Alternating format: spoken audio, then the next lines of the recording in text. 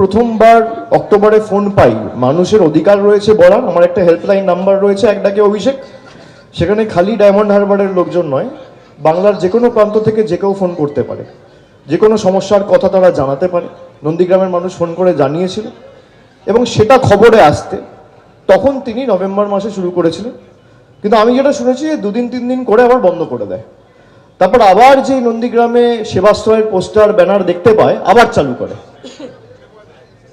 তো এটাই বোঝা যাচ্ছে যে লোক যদি আলটিমেটলি সেবাশ্রয়ের মডেলকে এন্ডোর্স করে, তাহলে মানুষ অরিজিনালের পক্ষে থাকবে, ডুপ্লিকেটের পক্ষে কেন থাকবে? যারা সেবাশ্রয় চালু করেছে, আমি এই যেখানে চালু করলাম, আপনারা অনেকে বলতে পারেন যে ভোটের আগে চালু করলো। ভোটের আগে যদি চালু করে বা তৃণমূল এখানে জেতেনি বলে চালু করেছে, তাহলে এরকম 78টা কেন্দ্র রয়েছে যেখানে তৃণমূল হেরেছে। 77টা পেয়েছিল বিজেপি, একটা পেয়েছিল আইএসএফ। তো সেই 78টা কেন্দ্র তো চালু করা হয়নি। কিন্তু মানুষ যদি আমার কাছে দাবি রাখে, আমি সেই দাবিতে সাড়া দিয়ে আমার যতটুকু সামর্থ্য রয়েছে সেই সামর্থ্য অনুযায়ী কাজ করতে বদ্ধপরিকর।